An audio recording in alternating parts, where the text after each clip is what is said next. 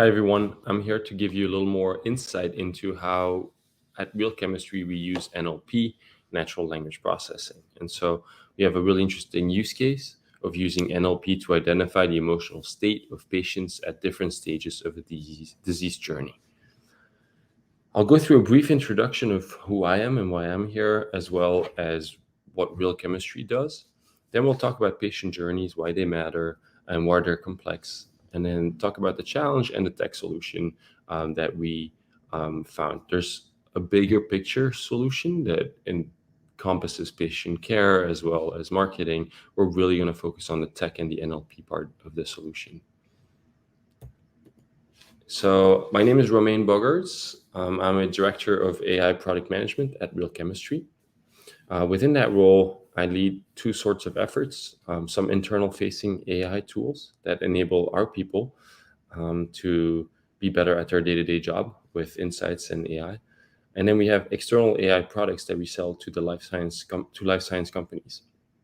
We have ad tech products with Swoop, health tech products with IPM.ai, and marketing tech products with iSquared.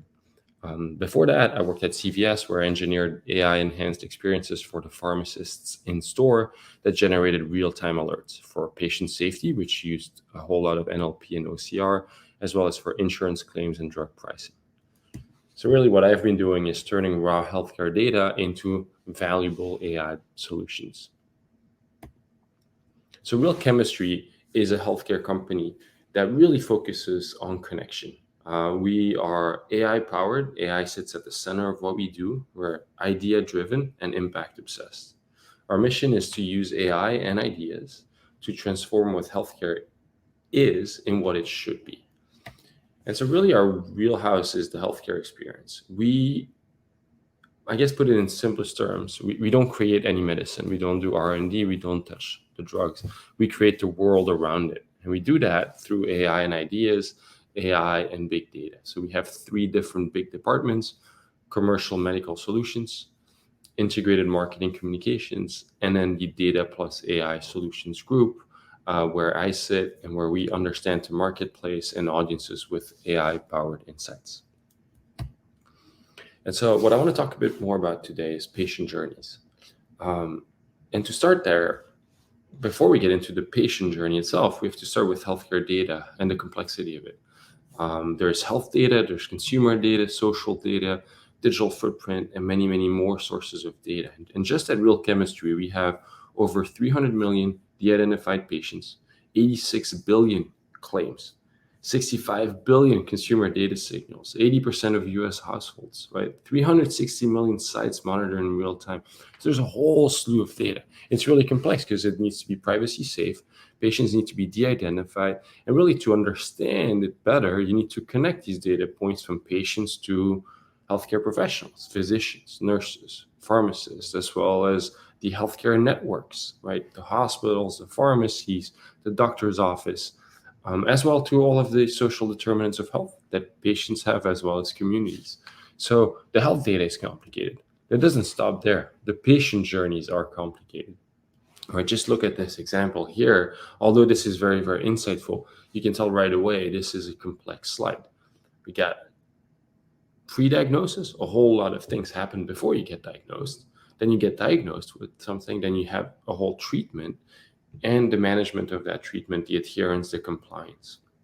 And this isn't an example of what I'll talk through in a little bit, but you can tell there's different symptoms, and each of these symptoms will start at a different point in time, have a different impact for each patient, be felt and dealt with differently by the patient as well as their healthcare team, right? So symptoms get diagnosed, symptoms get treated, underlying diseases get diagnosed and get treated, and all of that results in a lot of emotional burden for the patient and their families, for communities, healthcare professionals as well. And then there's all sorts of influences on patients and healthcare professionals, right? So this is just to say this patient journey are very complicated. They're also multidimensional. And what I mean by that is there's what should happen. Right, there's these care guidelines, pretty straightforward. Here are the bullet points you need to follow. But then there's what actually happens, and those things often don't match. You get the clinical data as well as broader data to understand the clinical treatment pathways through all sorts of quantitative lenses with real-world data.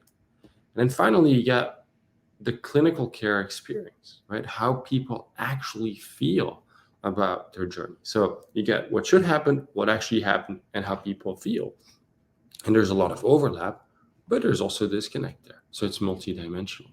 But so you might say, why do we spend time thinking about these patient journeys? Well, they are insightful. They're extremely insightful for many, many, many different people within life science organizations.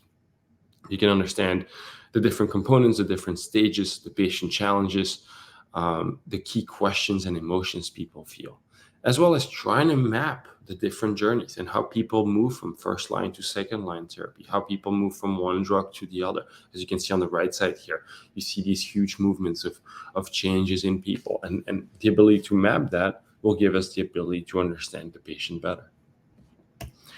So our goal is really to understand the patient. It's to uncover healthcare professionals, so HCPs, and the experience of their patients, as well as describing the patient experience and their social world, and thereafter engaging patients at the right time through the right channels. Right? That's why we care about patient journeys: uncovering, describing, and then engaging. There's a whole lot of challenges, and each single patient journey, each single individual has their own challenges, and each drug launch, each disease state has their own challenges. And so one of the challenges that I want to cover today is the multifaceted burden on the patient, right? There's a need for a deeper understanding of emotional and social burden, as well as physical burden. And when we have a fragmented community, it makes it really difficult for patients and caregivers to search and find information related to their specific disease, right? So the more there is complexity in that journey, the more people are fragmented, the harder it is to understand it better and better. And so there's an urgency to also differentiate and clarify different clinical pathways. Here's our example of the day: MDD, ADHD, and anxiety. There's a huge burden on the patient because over 1/3 of these patients have been diagnosed with 2 or more of these 3 diagnoses. So when you get diagnosed with MDD, ADHD, or anxiety, there's a good chance you get another one.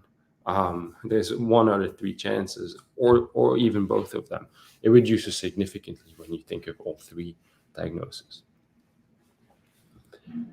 So let's talk about the symptoms, right? What I mentioned earlier, this complexity in finding and understanding the disease, and then understanding the burden that goes with it. So for anxiety, here are a few symptoms. These aren't all the symptoms. These are just a limited set that I highlighted here. But anxiety, apathy, sleep concepts, cognitive impairment. A very specific one is trouble concentrating or persisting worrying, and that's for anxiety. Anxiety is the most common of these 3. But what's important to see here, and when you look at the numbers, is that almost 40% of patients that have been diagnosed with ADHD, the big pink circle here, almost 40% of those patients also were diagnosed with anxiety. Over 60% of patients with MDD, over here, the purple circle, were also diagnosed with anxiety. So there's a whole lot of overlap here. And so when we look at the symptoms for MDD, well, we see the top 4 symptoms are the exact same ones as anxiety. So no surprise there. There are a few other ones, like anhedonia, the loss of pleasure, and then rumination, overthinking, obsessing. And when we look at ADHD, we see the 4 exact same symptoms come on top again: anxiety, apathy, sleep concept, cognitive impairment. We see a few others: emotional dysregulation, rejection of sensitivity dysphoria. And again, these aren't all the symptoms, but I'm just trying to highlight here how the top 4 keep coming back. And then you have a few different ones, but they all touch upon each other. So it's perhaps no surprise that these overlap. You can only imagine for patient caregivers and the whole healthcare industry, how confusing this gets and how unproductive and unfortunate this ends up being for the patients. We can then layer on another one, schizophrenia. So schizophrenia is much, much less diagnosed, a whole order of magnitude less than these other diseases. It's, I think, roughly 1 million patients over the last 5 years. But it is most common overlap with these three diseases is anxiety, right? And again, we see the same 4 symptoms show up. Then we have a few more: hallucinations, delusion, confused thoughts, disorganized speech, trouble concentrating, movement disorder, right? So what you just saw, right, that's some of the research we do. That's what we use NLP for, analyzing this. We also have our own data, as I mentioned at the beginning, where our teams like IPM.ai can do real world data, so really looking at the claims and diagnosis and clinical and medical data to really get to the clinical accuracy. But when we look at the social component and how do people talk about this, we get to our NLP use case here to identify the emotional state of patients at different stages of a disease journey. So our workflow, and I'm gonna get a little bit more technical here, but I'm trying to keep it high level. First, we collect a corpus of social media conversations about mental health in general. Right? We look at all these symptoms as well as other diseases and diagnosis states. We enrich that data with our source data using many models from Spark NLP, and then we analyze it. Right? We analyze social media metrics, text, entities, and label probabilities. We created 3 NLP pipelines: voice of patient, stressors, and emotions. So these are the models, the NLP models we used for voice of patients. There is a profiling pipeline. We run 9 different models to find healthcare-related terms and for the patient's own sentences. So these aren't just things that other people say or academics say. This is really finding patient's voice. We then looked at stressors. So we find out if people are stressed and what is stressing them. So there's a classification model. Both the stressor and the emotion models are classification models. And the emotion models are emotion and depression. NLP models look at different categories of emotions such as surprise, joy, anger, love, fear, and sadness. And so with deep learning NER, we found variations in the text for entities, including spelling, emojis, mixed terms to allow identification of both positive and negative symptoms. And negative symptoms are things that stop happening after a certain disease kicks in or a certain diagnosis. And we try to quantify those of how patients speak about themselves in an organic usage, right? How they speak into the wild. And we group these entities by topic and explore the post by content, language, usage, emotions, and stressors. And so we did find and we're able to uncover patient challenges and experiences. As you can see here, this is just looking at schizophrenia more broadly, but we were able to identify how patients talk about their conditions and the spectrum of terms they use most to refer to their experiences. So the top 3 here are the most used. We also discovered comorbidities and quantification of their impact on daily life. We identified lesser known symptoms and comorbidities. Those are very, very important to some of our clients. And we found additional insights into how patients, caregivers, and healthcare professionals discuss associated symptoms and terminology used. Right? It's not just schizoid, it's not just schizophrenia, it's this set of very individual ways of defining things. And so there's a complicated spiral that is often misunderstood. And the way we use NLP was really to help us understand that patient journey better. And what is misunderstood is there's a negative perception in general for the patient. There's a hurtful intrapersonal experience that the patient has when they get that diagnosis. There's a hesitancy towards diagnosis. genuine hesitancy to go see the doctor. There are limited resources that leave patients without access to care. There are barriers to the treatments.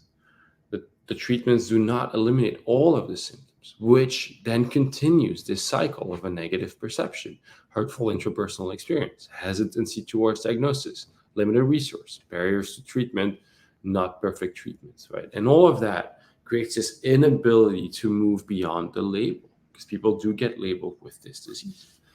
And so those are all types of insights that we gained using NLP. So we're pretty happy with the way we were able to use John Snow Labs resources. And so we feel like we solved our challenges. We identified inflection points and behavioral triggers that otherwise would not have been detected, right? We're looking for those very special conversations that stand out. We used the stress AI models, plus our deep expertise of social media and healthcare data to understand the sentiment of different patient cohorts. And then these insights highlight care gaps and unmet needs, driving the development of innovative solutions that give healthcare providers a competitive edge. Right? So this is the starting point. This is the strategy that helps develop better healthcare offerings for both healthcare professionals and caregivers, healthcare professionals, caregivers, and patients. Right? So the way we've used NLP here is to uncover all these insights at the beginning, to understand the patient conversation better, to understand the differences between these different diagnoses and how they do overlap. And that then sets a much better strategy for the long term.